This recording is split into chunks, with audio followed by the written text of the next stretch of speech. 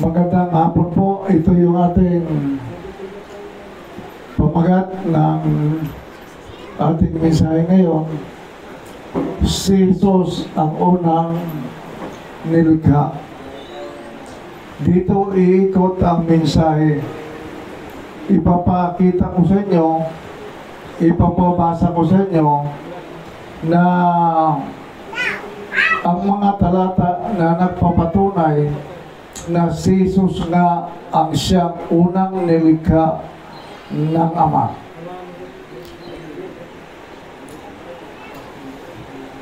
Sabi sa Hebreo 1:5-9, sapagkat kanino sa mga anghel sinabi ng Diyos kailanman, ikaw ay aking anak. Ako ngayon ay naging iyong ama. At muli, ako'y magiging kanyang ama. At siya ay magiging aking anak. Ang mga talata ay nagsasaad dati ay hindi ama ni Jesus ang Diyos. Pero ngayon ay naging ama na niya. Ako ngayon ay naging iyong ama. Amen? Amen. Na basta sundan nyo lang ako na basahin ito at intindihin nyo lang. Malinaw itong isinasaad sa mga talatang ito. Sa awit 2:7, aking sasabihin ang tungkol sa utos ng Panginoon. Sinabi niya sa akin, ikaw ay aking anak, sa araw na ito kita ipinanganak. Utos o pasya ng Diyos na gawin niyang anak, si Jesus. Sabi niya, sa araw na ito kita ay ipinanganak. Maliwanag mga kapatid, yun o. Aking sasabihin ang tungkol sa utos ng Panginoon. Kaya pasya ng Diyos na ang kininyang anak si Jesus. Amen mga kapatid? Amen. At muli ng kanyang dinadala ang panganay sa daigdig. Sinabi niya, sambahin siya ng lahat ng mga anghel ng Diyos. Panganay si Jesus. Sa mga taong nagtatanong kung bakit sinasamba siya ng mga anghel ng Diyos, ito ang sagot. Inuutos kasi sa mga anghel na dapat nilang sambahin si Jesus. Sambahin siya ng lahat ng mga anghel. Amen mga kapatid? Maliwanag yun, di ba? Sabi nila, bakit kung hindi Diyos si Jesus, bakit sinasamba siya ng mga anghel? Kasi inutusan. May utos sa mga anghel na dapat nilang sambahin si Jesus. Ang mga talata ay nagsasada rin na si Jesus ang kanyang panganay o firstborn, ang nauna sa kanyang mga nilikha. Pinagpasyahan ng Diyos na isugo ito sa daigdig upang iligtas ang mga tao. Pero bago siya pumarito sa daigdig, ano ang kalagayan niya? Malinaw itong nakasaad sa susunod na mga talata. Sabayan niyo ako, basahin natin. Sa lahat ng nilikha ni Yahweh, ako ang siyang una. Nung una pa mang panahon, ako ay nalikha na. Si Jesus ang nire-refer nito, ang tinutukoy dito. Matagal ng panahon, anyuan niya ako bago pa nalikha at nanyo itong mundo. Wala pa ang mga dagat nang ako ay lumitaw. Wala pa ang mga bukal ng tubig na malilinaw. Wala pa ang mga burol, ganon din ang mga bundok nang ako ay isilang dito sa San Sinukob. Ako muna ang nilikha bago ang lupa at bukid, nauna pa sa alabok at sa lupang daigdig. Nang likhayin ang mga langit, ako ay naroon na, maging ng hangganan ng langit at lupa ay italaga. Naroon na rin ako nang ang mga ulap ay ilagay at ng kanyang palitawin ang bukal sa kalaliman. Nang ilagay niya ang hangganan nitong dagat, nang ang patibayan ng mundo ay ilagay at itatag. Ako'y lagi niyang kasama at katulong sa gawain. Ako ay ligayan niya at sa akin siya ay aliw. Ako ay nagdiwang ng daigdig ay matapos, dahil sa sangkatauhan, ligaya ko ay nalubos. Amen, mga kapatid. Amen. So, malinaw na itinala dito, bago nilikha ang lahat ng bagay sa San Sinukob, si Jesus ang una. Siya ang panganay. Si Jesus ang siyang unang nilikha. Bago lumitaw ang lahat ng sang nilikha, si Jesus muna ang nauna, kaya tinawag siya na panganay. Bilang panganay, siya ang katulong ng Ama sa lahat ng gawain ng paglikha. Ako'y lagi niyang kasama at katulong sa mga gawain. Amen? Laging kasama at katulong si Jesus ng Diyos sa mga gawain. Maiintindihan natin ang tala sa Genesis 1:26 kung bakit sinabi ng Diyos, lalangin natin ang tao ayon sa ating larawan, ayon sa ating wangis, nagsasaad na mayroon siyang kausap o katulong, kaya gumamit ito ng salitang natin. Naintindihan niyo mga kapatid? Lalangin natin, ibig sabihin mayroon siyang kausap. Bago pa lang naglilikha ang Diyos ng mga bagay. Kaya ang sabi niya, wala pang mga tao. Ang sabi niya, lalangin natin ang tao ayon sa ating wangis. Natin.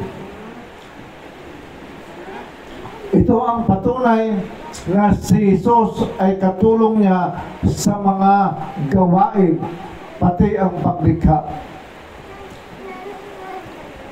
Narito pa ang mga karagdagang mga talata na magpapatunay na si Jesus ang panganay at una sa kanyang mga nilikha. Sa Colosas 1:15, ganito ang sinasabi, si Kristo ang larawan ng Diyos na di nakikita.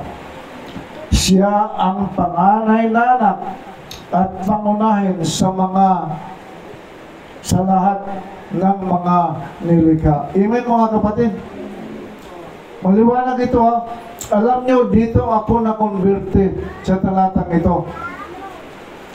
Nung mabasa ko na siya ang panganay na anak at pangunahin sa lahat ng nilikha, natigilan ako.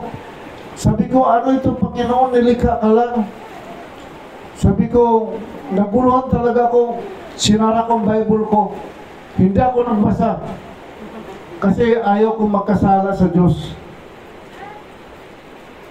Nanalangin talaga ako, sabi ko, ayaw ko pong magkamali.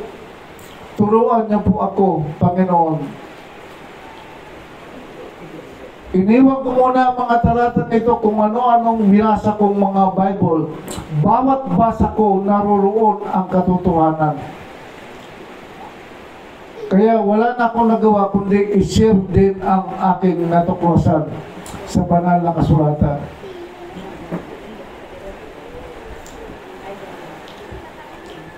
Maging ang mga tala ni Pablo sa bagong tipan ay sinasang-ayunan ang tala sa lumang tipan na si Jesus ang panganay, ang nauna sa lahat ng nilikha ng Ama. Sa Colosas 1:18, siya ang ulo ng iglesia na kanyang katawan. Siya ang pasimula, siya ang panganay na anak, ang iyong unang binuhay mula sa mga patay, upang siya ay maging pangunahin sa lahat. Sapagkat minarapat ng Diyos na ang buo niyang kalikasan ay manatili sa anak. Ipinagpasya ng Diyos na ang buo niyang kalikasan ay manatili rin kay Jesus. Isinasaad ng talatang ito, kung anong meron ang Ama, ay binigyan niya rin ang kanyang anak. Hindi tayo magtataka kung nagagawa rin ni Jesus ang ginagawa ng Diyos. Kasi ang buong kalikasan ng Diyos ibinigay niya kay Jesus. Kaya nagkakamali yung mga tao, sinasabi nila, Diyos si Jesus. Kasi Diyos lang ang makakabuhay ng patay. Yun ang sinasabi. Pero na-miss nila ang ibang mga talata na ang kalikasan ng Diyos ay ibinigay lang kay Jesus. Amen mga kapatid? Hindi nila nakita ang mga talatang ito. Kaya sa kanila tumutugma ang kasabihan na natisod sila sa batong katitisuran. Ang akala nila si Jesus ang magliligtas sa kanila, ngunit si Jesus pala ang batong katitisuran kasi nagkamali sila ng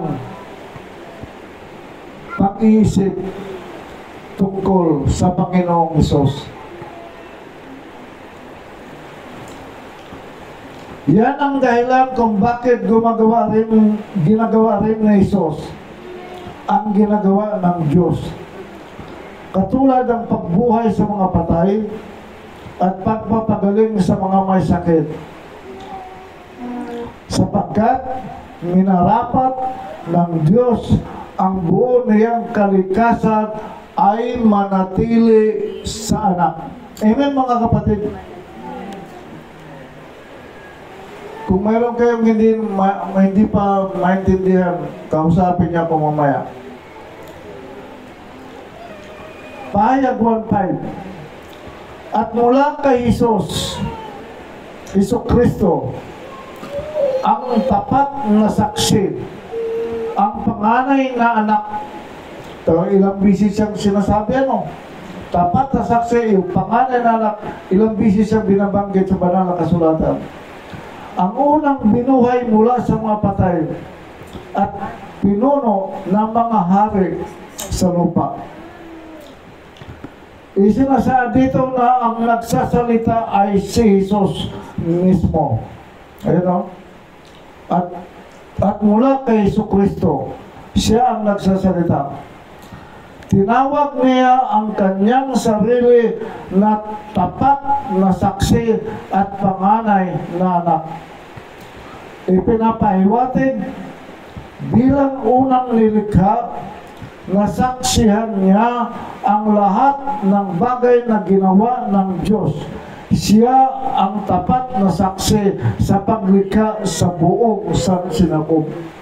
Amen mga kapatid? Amen! Sino magsasabi na ako nakasaksi? Walang iba, si Jesus lang. Kasi isa pa lang siya noon. Kaya siya talaga ang tapat na saksi sa lahat ng ginawa ng ating Ama. Walang magkiklaim yan ang anghel, iba pang mga heavenly beings, lalo na yung tao. Sino magkiklaim na siya ay tapat na saksi? Only Jesus. Kasi siya ang nakakita ng lahat ng ginawa ng Diyos bilang unang nilalang ng Diyos.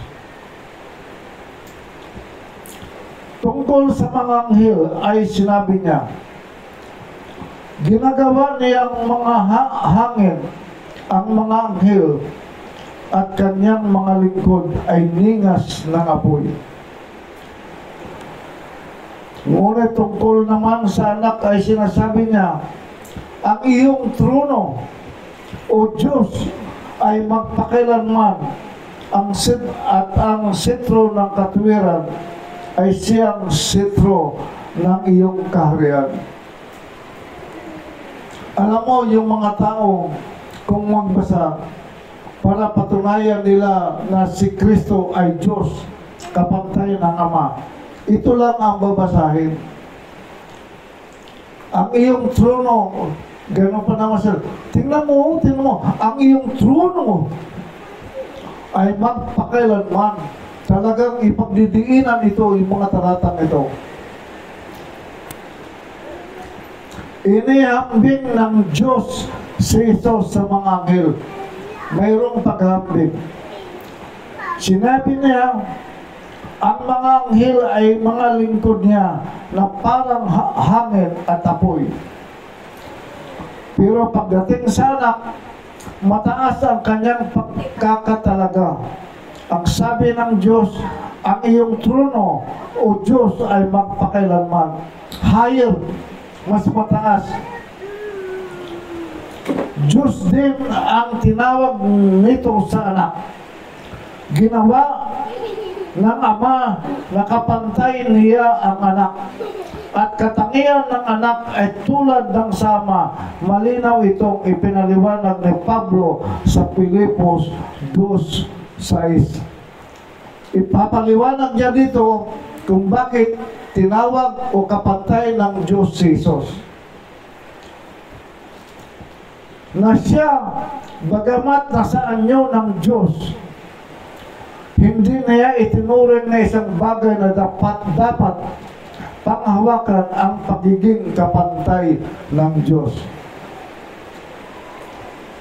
Ang teksto ay nagpapahiwatig na mayroong anyong Diyos. Tingnan niyo yung mga talata, anyong Diyos. Ayan o. Bagamat nasa anyo ng Diyos, anyong Diyos, na kanyang iniwan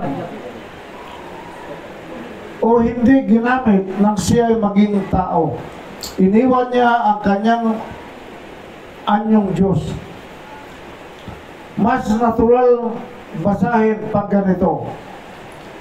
Isang nilikha na binigyan ng posisyon na may balangkas na anyo ng Diyos na binitiwan niya para maging tao.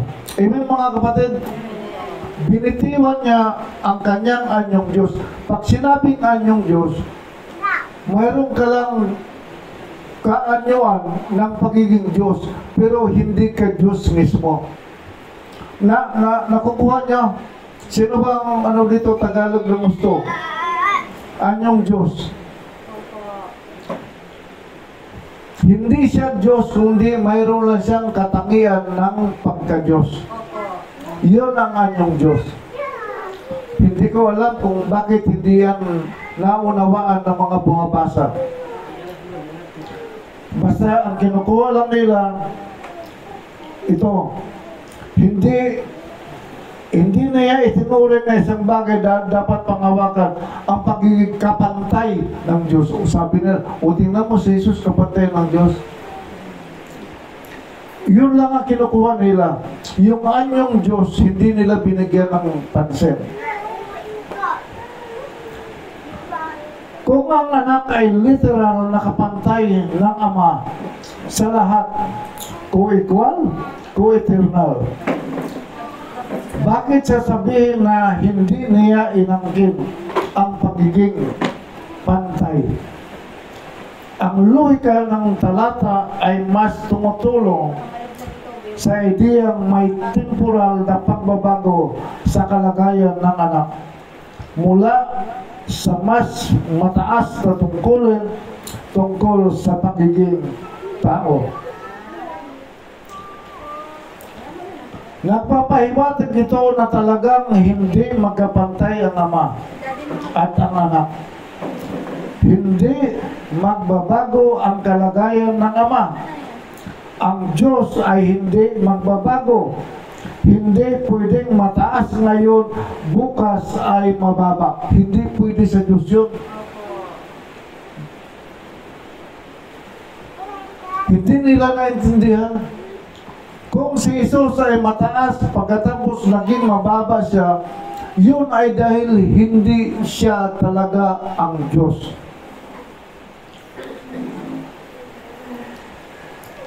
Mas pinagtitibay ang paniniwala na si Jesus ay naging tunay na tao dahil hinubad niya ang kanyang kalikasan ng pagkapantay sa Diyos.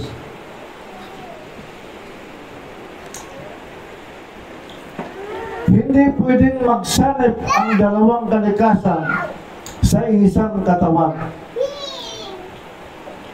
Mayroon kasing aral ang Trinitarian, yung hypostatic union. Ang kalikasan ni Jesus ay dalawa. Ang isang kalikasan ay tao, ang kalikasan na isa ay Diyos. Kaya na-qualified si Jesus na maging kasama ng Trinity kasi sa kanyang kalikasan ng Diyos. Kung tao lang ang kalikasan ni Jesus, hindi siya qualified. Pero dalawa kasi kalikasan niya naroon ang pagka-Diyos, kaya na-qualified siya na kasama sa Trinity.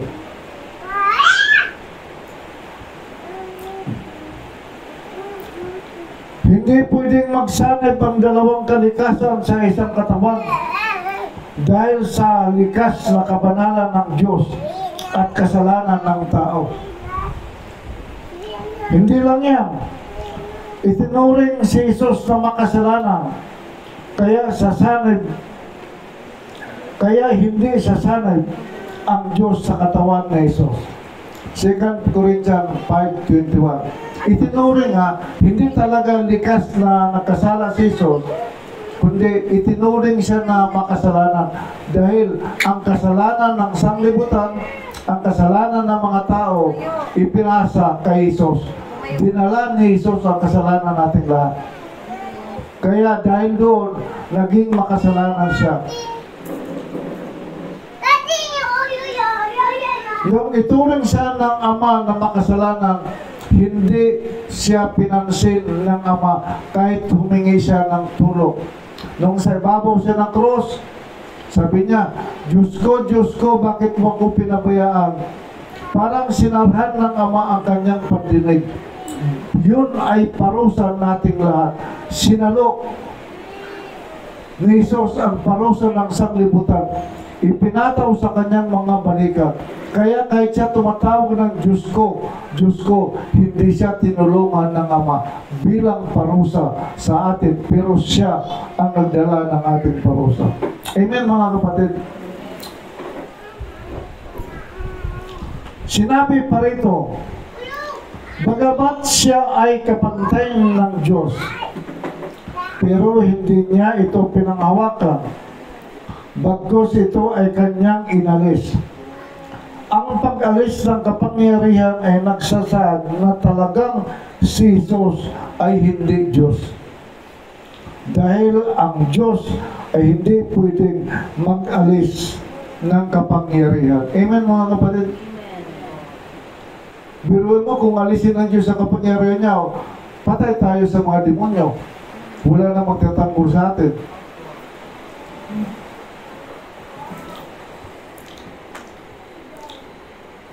Inibig mo ang katuwiran at kinaputan ang kasamaan. Kaya ang Diyos mo, binuhusan ka ng langis ng kagalakang higit pa sa iyong mga kasamahan.